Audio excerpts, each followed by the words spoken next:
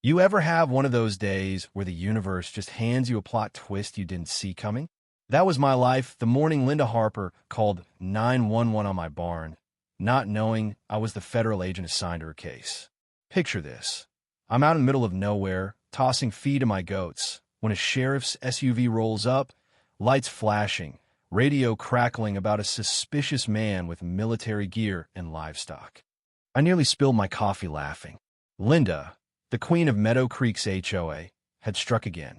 I'd moved to Meadow Creek 2 months earlier, posing as a scruffy loner with a barn full of tools, a couple of goats, and zero interest in neighborhood potlucks. The town was one of those sleepy places where the mailman still waves and gossip spreads faster than Wi-Fi. But nothing moved quicker than Linda's HOA notices.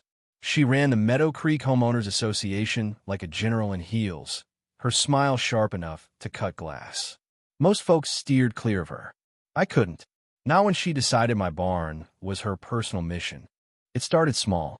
Linda complained about the noise, said I was running a machinery racket at odd hours. That racket? Me hammering new fence posts by hand. Then she claimed my goats were illegal, apparently because they grazed too close to her precious hedges. I brushed it off. In my line of work, you learn to ignore the noise.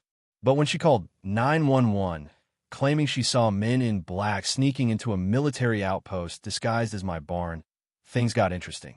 She wasn't entirely wrong.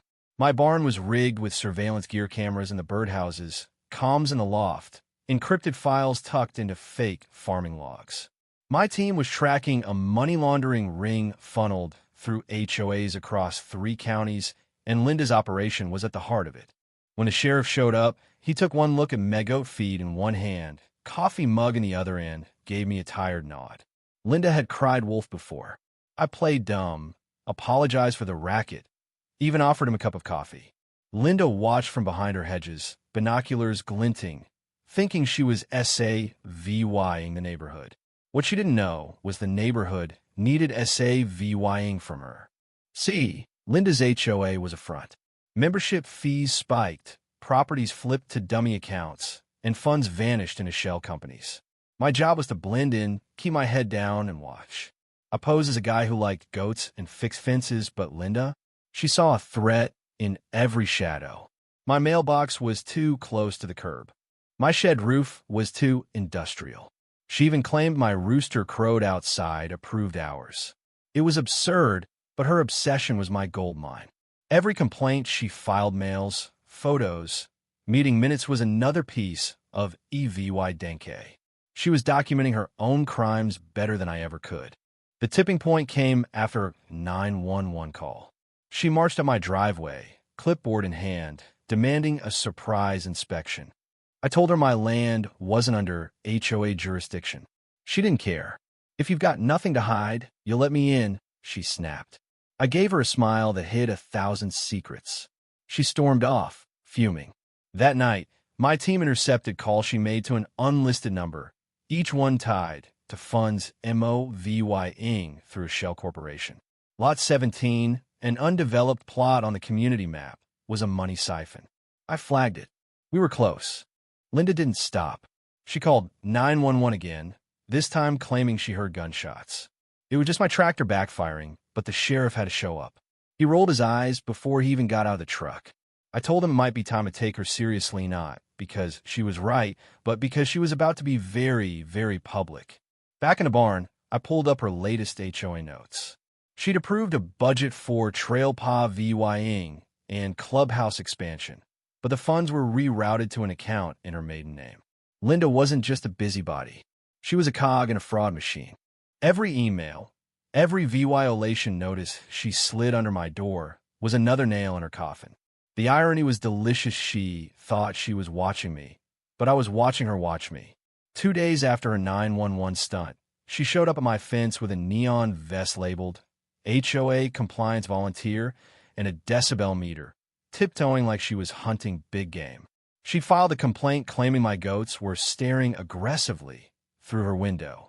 She even redrew the HOA map to include my land, a move so bold it was almost impressive. Nobody else in Meadow Creek backed her, but Linda didn't need backup. She had her clipboard and her ego. Inside my barn, the loft was my nerve center servers disguised as toolboxes, laptops hidden under hay. One of Linda's emails had bounced through a Nevada server tied to a shell company we'd been tracking. It mentioned Lot 17 recreation funds. There was no recreation plan.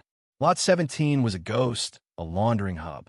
Outside, Linda snapped photos of my barn, muttering about non-compliant paint. I stepped out, chicken under my arm, and offered her eggs.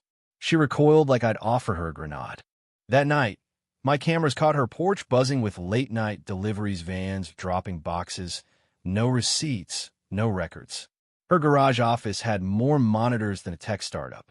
She called herself tech-savvy. I called it suspicious. Then came her emergency meeting flyer, mandatory for all residents, especially barn owners. I tucked it in my pocket. Her meetings were interrogations, but I was going. She'd started calling me the man on the hill in her group chat, which my team was monitoring. She was slipping. At the meeting, Linda's driveway was a stage folding chairs, laminated rulebooks, a sash proclaiming her committee executive. She ranted about mildew, trash bins, and my barn, accusing me of running an unsanctioned agricultural business and storing hazardous equipment.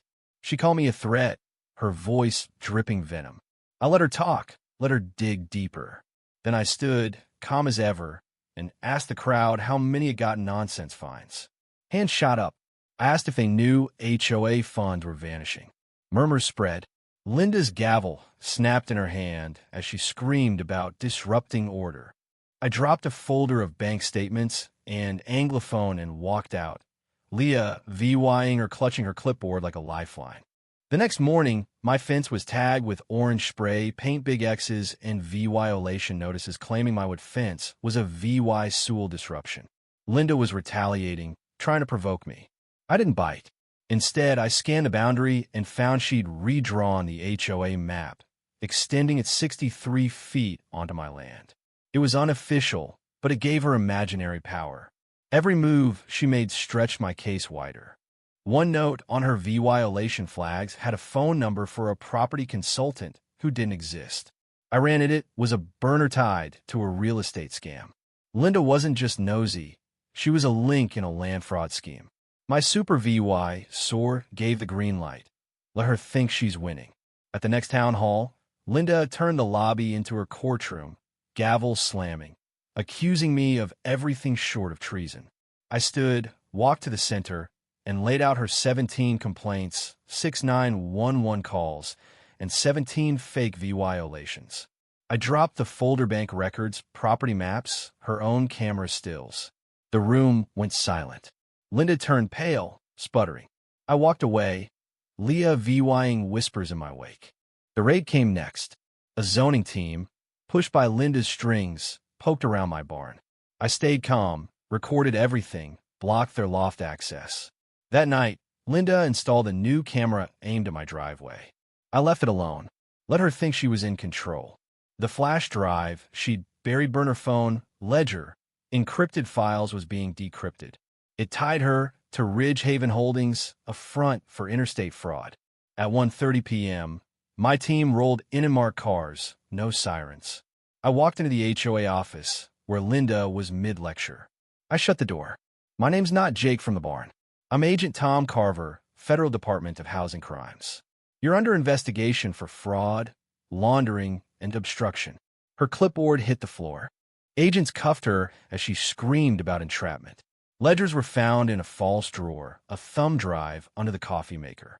Neighbors watched, phones out, as Linda, hair unraveling, was led to a car. By evening, her arrest was VY Row memes, headlines, the works. Meadow Creek exhaled.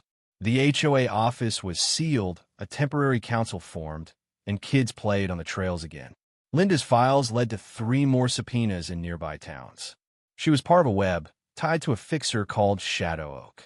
We found him in Arizona, thanks to her sloppy records. My job done. I handed the barn to a local couple, stopped by the community center where folks were painting over HOA signs, and drove to my next Cassia gated development with spiking fees and no shovels in sight. Linda's downfall was a warning.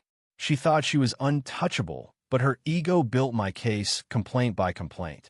Meadow Creek taught me something. Con VY tie-in can blind you. Linda never saw herself as the VY lane. That's what made her dangerous.